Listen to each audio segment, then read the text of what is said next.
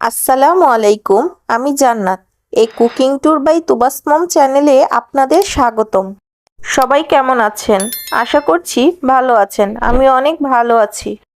Tomato শীতকালীন সবজি হওয়ায় এই সময়টা টমেটো বেশ সহজলভ্য। তাই নিজের চাহিদা মতো সারা বছরের জন্য টমেটো কিনে তা সস বানিয়ে সংরক্ষণ করে নিতে পারেন। বিভিন্ন পদ রান্না থেকে শুরু করে ভাজা পোড়া খাবার পর্যন্ত টমেটো সসের জুড়ি নেই। আমরা সাধারণত টমেটো সস বাজার থেকে কিনে খাই, তবে আপনি চাইলে কিন্তু ঘরে বসেই তৈরি করতে পারেন এই সস। আমি আজ আপনাদের সাথে শেয়ার করব ঘরে বসেই কিভাবে দোকানের মতন পারফেক্ট টমেটো সস তৈরি করা যায়। তাহলে চলুন কথা না বাড়িয়ে শুরু করা যাক। এখানে আমি বাজার থেকে 2 কেজি লাল টমেটো নিয়েছি। টমেটোগুলো ভালোভাবে ধুয়ে পরিষ্কার করে নিব। পরিষ্কার করে ধুয়ে একটি চালনিতে রেখে দিব, যাতে করে এক্সট্রা পানিগুলো বের হয়ে যায়। তারপর টমেটোগুলা 4 ভাগ করে কেটে নিব। অবশ্যই মুখের অংশটুকু ফেলে দিবেন।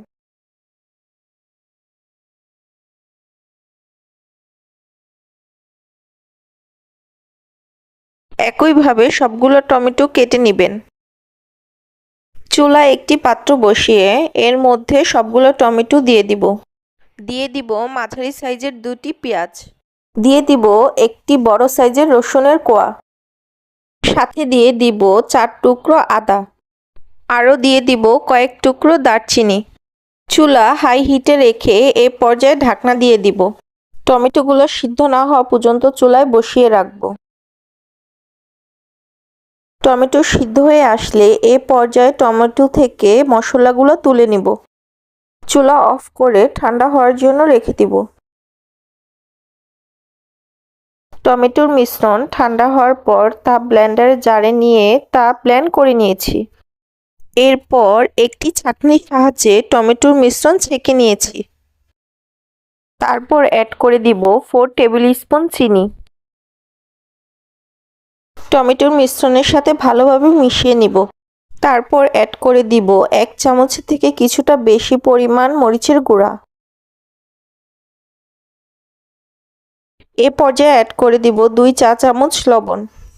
টেস্ট বার অনুযায়ী লবণের পরিমাণ কিছুটা বাড়িয়ে কমিয়ে নিতে পারবেন। এ পর্যায়ে অ্যাড করে দিব সামান্য পরিমাণ তেঁতুলের কাঠ।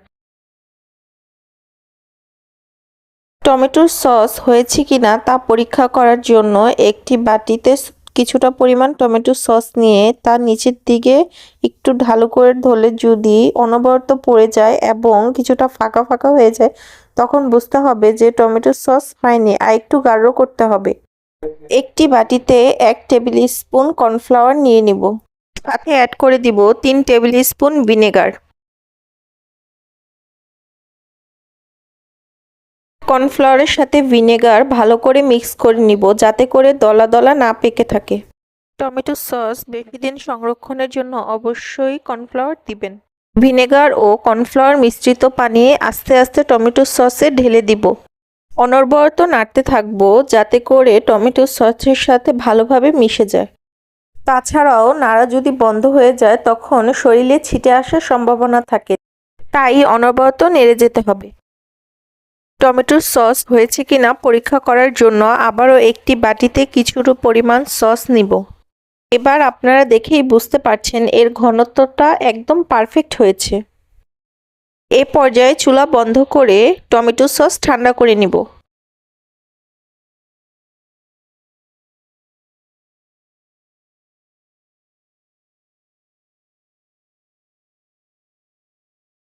সস প্রপার ঠান্ডা হয়ে আসলে এ পর্যায়ে কাচের বয়ম অথবা প্লাস্টিকের বোতলে সংরক্ষণ করে নিতে পারেন।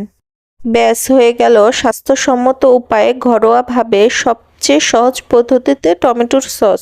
সস সবসময় ফ্রিজে রাখার চেষ্টা করবেন, এতে করে সহজে নষ্ট হবে না।